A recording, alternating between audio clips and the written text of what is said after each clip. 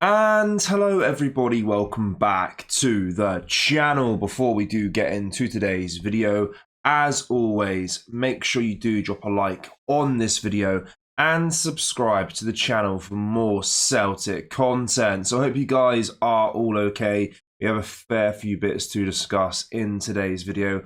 As you can tell by the title, we got some more Adam Idah news to go over. I know some of you guys are a little bit frustrated with the ongoing saga of Adam Idah, but it is kind of the biggest talking point around Celtic right now. More so, will we not sign the guy at some point in this transfer window? I think a lot of Celtic fans are pretty much in the mindset they want to sign him. I've seen a few comments saying that he's not all that and he's not as good enough to be for a Celtic striker. I disagree. I think, of course, he's only 23 years old. He's got a very high ceiling, I think, and what we've seen for the second half of last season, I think he can be a very good player for us. And he plays really well under the Brendan Rodgers system as well, which is quite cool. But I'll discuss that situation in a second because I think it could be quite a good sign if we can get it over the line. But before I do go over that, let's discuss another player that's been linked to us throughout this transfer window.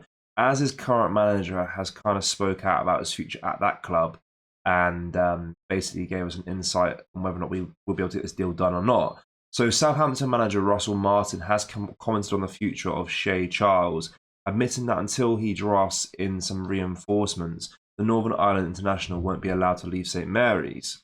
So initially linked with the Hoops earlier in the week, Charles is a product of the Manchester City Academy, who moved to the south coast for big money last summer. The 20-year-old hasn't particularly set it alight with the Saints, but that hasn't toned down Celtic's interest.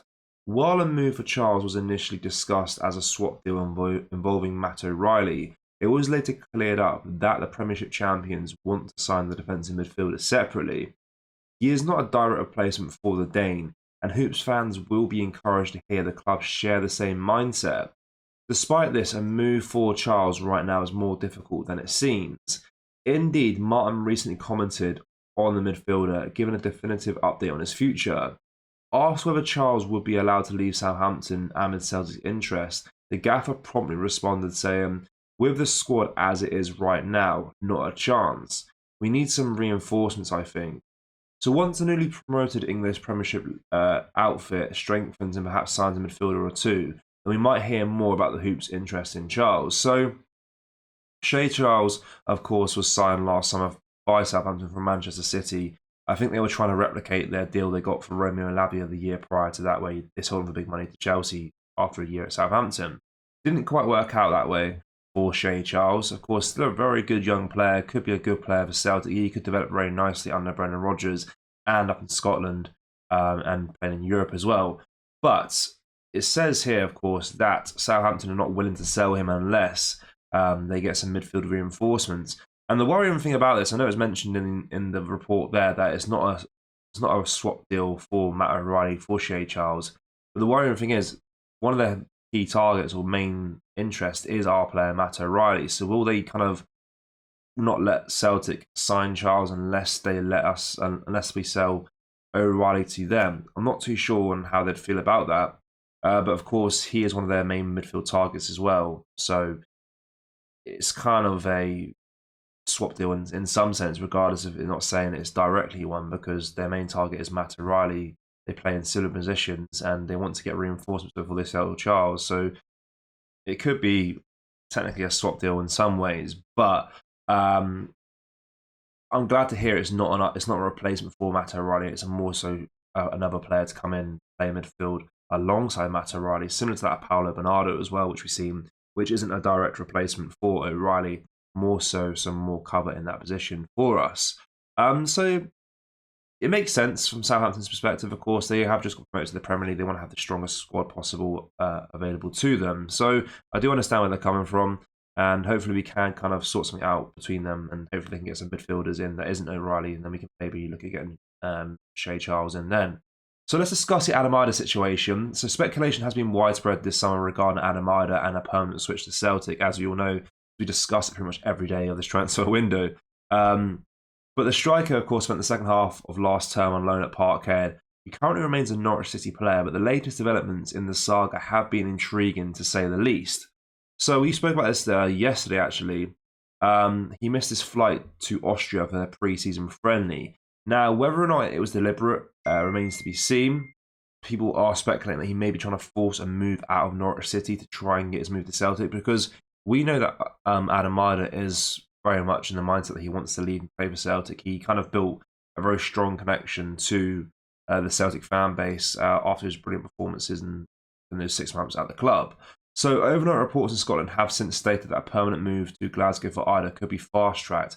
But Norwich journalist Paddy Davitt has this morning provided a sobering update on the situation. So on X, he claims that the Canaries' stance on a move remains unchanged. Idah will stay put unless any side meets their evaluation of the striker. Davitt went on to state that currently there are no indications that a deal between Norwich and the Hoops is in the final stages, despite what some reports are suggesting. So with a month to go in the transfer window, Celtic fans are becoming growingly restless about the club's business. Supporters are frustrated that Idah hasn't been brought in long term yet, with other options in positions, so that time will tell whether the manager is backed the way he should be. So, yeah, I'm in agreement with that. I think we've made some good additions this transfer window, but our pockets haven't really run that deep. I mean, we've spent £1 million on one player, and the rest are coming very, very cheap. Of course, a Paolo Bernardo deal is technically still not over the line, but that's around 3.75 million as well. So, you know, about just under £5 million spent this transfer window.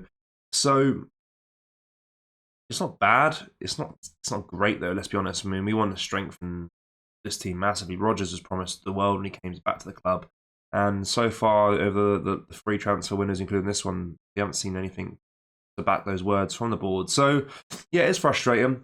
Adam Idah, his valuation's around £7 million. I mean, a lot of Celtic fans, that's where they kind of draw the line. They're like, actually, yeah, he's a good player, but I don't want to pay £7 million for him, which I can understand as well. But you know, Miviosky's getting £7 million as well, and I think Idah's a better player. So, you know, that's the way the transfer window is nowadays. The way football is, you know, players are a lot more expensive. So, you know, I think the best thing Adam Idah can do, maybe, I guess, from a Norwich perspective, unprofessional, maybe try and force a move out of the club if he does want to come to Celtic.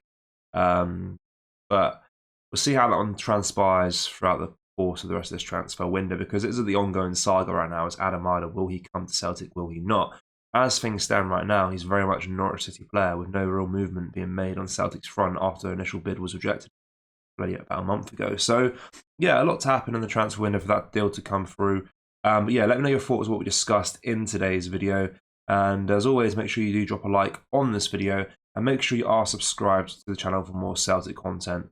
Thank you. Take care. Bye-bye.